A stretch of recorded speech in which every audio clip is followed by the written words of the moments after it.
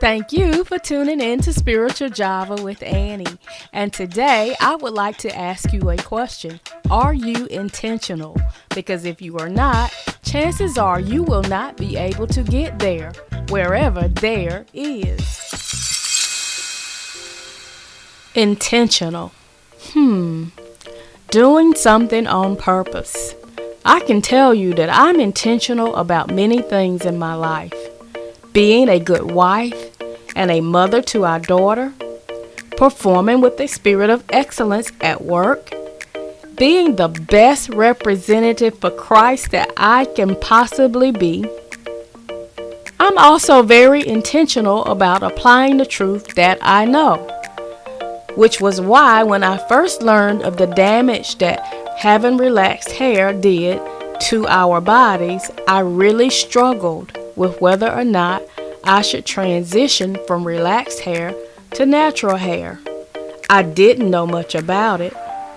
I did know that I wasn't seeing the lengths that I saw as a little girl, and it really did not help me when I learned that relaxers or perms were a cause for black women getting tumors. So I had to make a decision. Do I reject the knowledge that I have and continue to subject my body to harmful chemicals? Or do I make a decision and transition? I must tell you, the decision was not easy until one day, after having some weave removed, I began to notice that my hair was severely damaged. That was the straw that broke the camel's back. I made up in my mind that even though I knew next to nothing about natural hair, although my daughter was natural, that I had to do something. So I became intentional about learning how to take care of my natural hair. I must tell you that since that time, I have watched hundreds of hours of videos on natural hair. I have also spent hundreds of dollars on natural hair products. And the list goes on and on. I invested in a hair steamer, etc., etc.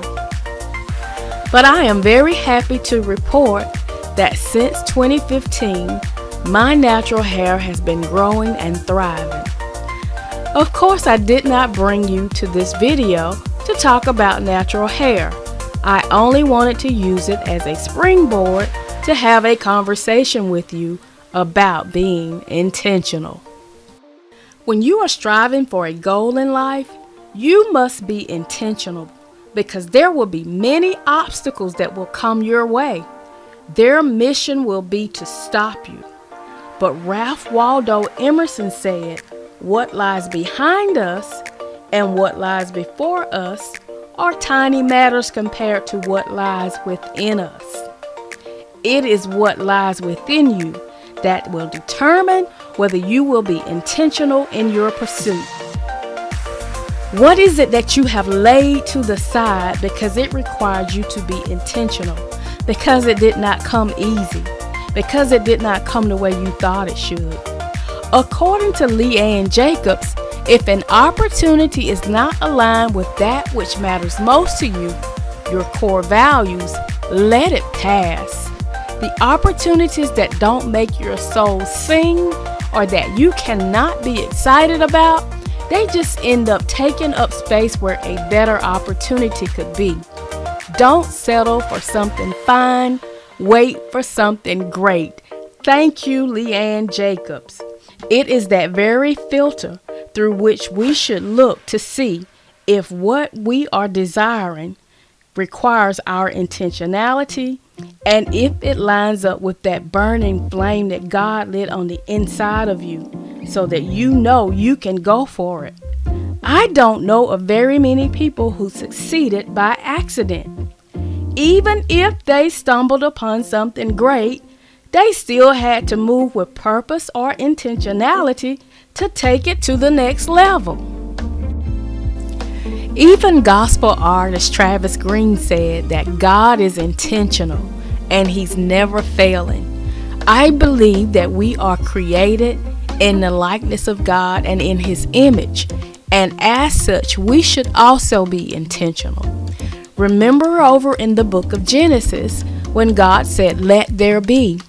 For everything God said, "Let there be," He had a purpose. There was an intention behind it.